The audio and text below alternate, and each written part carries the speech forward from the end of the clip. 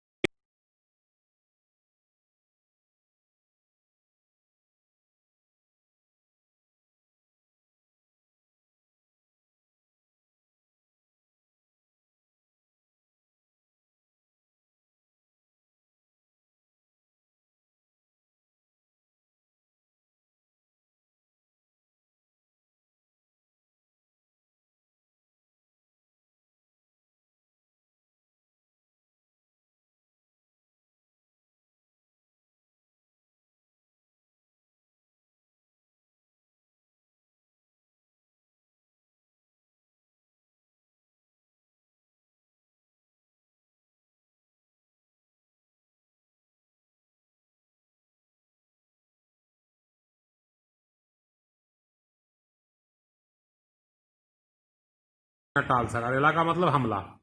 پہلے ہی حملے میں تمہیں چھوڑ دیا اور ایسا بھاگا کہ پھر مڑ کر نہ دیکھا۔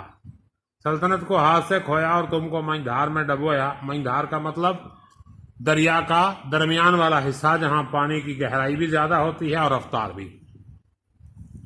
آج سے تم ہماری خدمت میں حاضر رہو، ہماری آواز پر آیا کرو، ہم تمہیں ایسی ایسی تدبیریں سکھائیں گے۔ تدبیریں مطلب طریقے جس سے یہ شوریت کا مطلب کلر پن زمین کی دور ہو جائے گی، ہوا کی شدت اعتدال پائے گی، گرمی سے سردی کی خوراک نکل آئے گی۔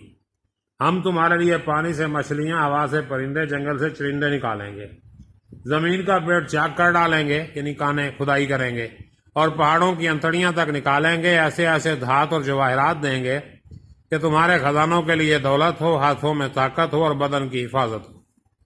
زبردست حیوانوں کا شکار کرو گے اور ان کی آزاروں سے محفوظ رہو گے۔ آزار تکلیف، ان جانوروں سے جو تمہیں تکلیف ملتی ہے وہ نہیں ملے گی۔ جنگل کے جنگل کاٹ ڈالو گے، پہاڑ کے پہاڑ اکھاڑو گے۔ تم دیکھنا، میں زمانے کو وابستہ تدبیر اور تمام عالم کو اپنے ڈھب پر تسخیر کر لوں گا۔ تسخیر کا مطلب کنٹرول کر لوں گا، فتح کر لوں گا دنیا کو اپنے انداز سے۔ غرض ان باتوں سے سب کے دلوں کو لبھا لیا پتر و مائل کر لیا، وہ بھی سمجھے کہ محنت پسند خرد مند بنی آدم کا خیر خواہ اور ہمارا دلی دوست ہے۔ ہاتھ جوڑ کر اس کے پاؤں پر گرے، ہمت اور تحمل اس کے پہلو میں کھڑے تھے۔ اسی وقت انہیں جماعت مذکور پر افسر کر دیا، یعنی سب کو ہمت اور تحمل سے کام لینے کا طریقہ سکھایا۔ الغرض ہمت اور تحمل ان سب کو جنگلوں اور پہاڑوں میں لے گئے، کانوں کا کھودنا، اتار چڑھاؤ ہموار کرنا، تالابوں سے پانی سینچنا، دریاؤں کی دھاروں کا رخ پھیرنا سب سکھایا۔ لوگوں کے دلوں پر اس کی بات کا ایسا اثر ہوا تھا کہ سب دفعتن کا مطلب اچانک کمریں باندھ آنکھیں بند کر دیمک کی طرح روئے زمین کو لپٹ گئے۔ عالم سورج چند روز میں رنگ نکال لایا، مگر نئے ڈھنگ سے، نئے انداز سے، یعنی ساری زمین شہر قصبوں اور گاؤں سے بھر گئی، کھیت اناج سے اور باغ میووں سے مالا مال ہو گئے، شہروں میں بازار لگ گئے، عمارتیں آسمان سے باتیں کرنے لگی، گھر آباد ہو گئے۔ جدھر دیکھو ڈالیوں اور گلزاریوں میں، ڈالیاں گلزاریاں ٹوکریاں میں میوے دھرے، دسترخوان گھروں میں سجے، ذخیرے غلوں سے بھرے، کیا گھر کیا باہر اس کے سوا کچھ نظر ہی نہ آتا تھا۔ غرض محنت پسند خرد مند نے اس فرما بردار ریت کی بدولت یہ کامیابیاں اور فتوحات نمایاں حاصل کر کے سلطان محنت پسند کا لقب حاصل کیا اور جا بجا ملک اور شہر قائم کر کے اپنی سلطنت جمائی۔ یعنی جب تک انسان آرام کا شکار رہے تب تک وہ مسائل کا شکار رہے، اور جب انہوں نے آرام کا دامن چھوڑا اور محنت کا دامن پکڑ لیا تو اس کے بعد ان کی ترقی ہونے لگی۔ تو یہ اس سبق کا لب لباب ہے۔